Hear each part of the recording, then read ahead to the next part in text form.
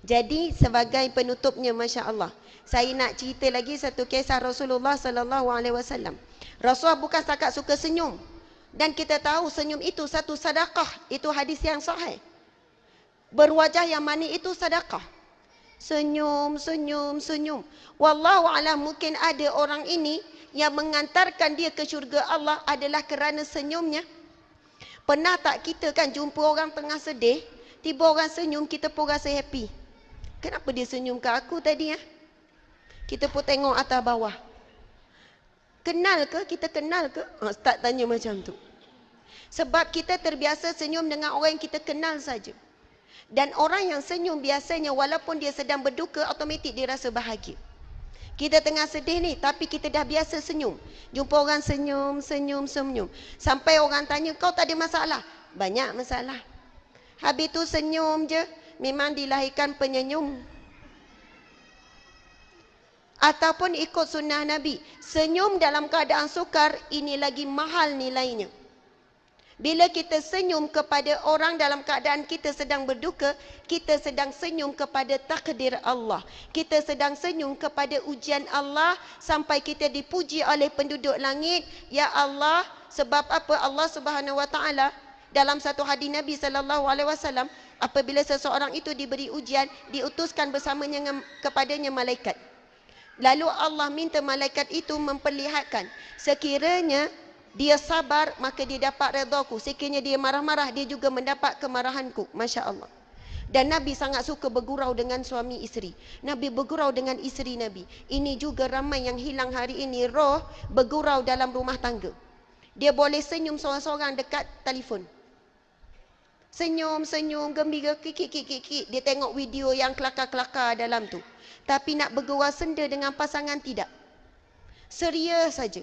Sedangkan pahala itu banyaknya bila bergurau senda dengan pasangan. Dan Rasulullah dengan isteri, Masya Allah, sangat manja. Dan isteri Nabi suka memanjakan Rasulullah. Satu ketika Sayyidatina Aisyah sedang haid, dalam keadaan uzur, kita tahu rumah Rasulullah ni duduk sekeliling Masjid Nabawi. Ketika itu Rasulullah menghulurkan kepala dalam rumah. Sebab Aisyah tak boleh mengulurkan tangannya, nanti masuk dalam bahagian masjid. Tapi Rasulullah yang hulurkan kepala dalam rumah. Tahu tak nak suruh buat apa? Lalu Aisyah meminyaki rambut dan juga menyikat rambut Rasulullah. Nak sebutnya, Masya Allah, nampak benda tu kecil. Nak tanya, Rasul boleh tak sikat sendiri? Boleh. Bahasa isi hari ni, awak tak boleh sikat sendiri ke? Antara pengikat kasih sayang, membuat sesuatu yang sebenarnya kita boleh buat sendiri, tapi minta pasangan buatkan.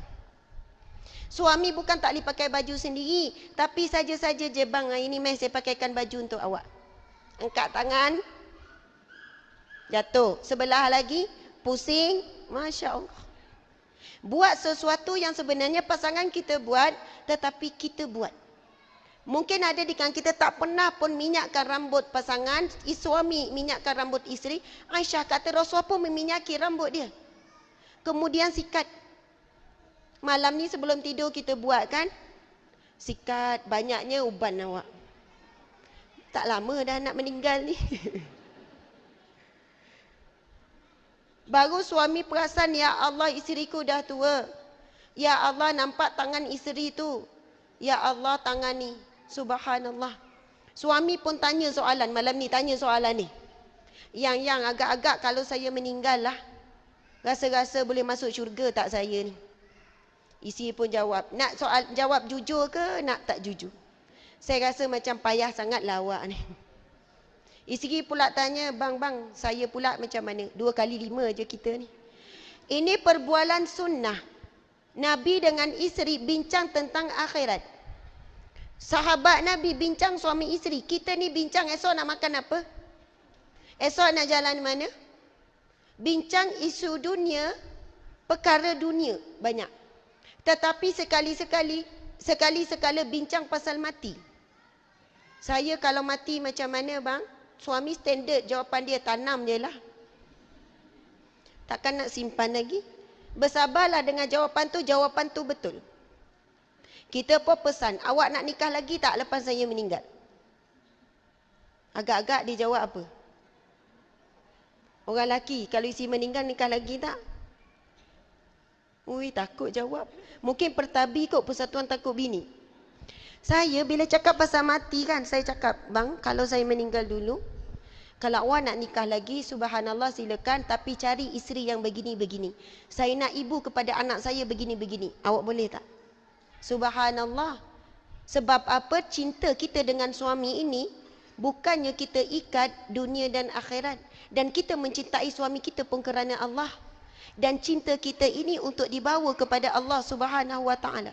Kalau Allah terima cinta kita ini kerana Allah, Allahu Akbar, maka cinta kita akan kekal sampai ke syurga Allah Subhanahu Wa Taala.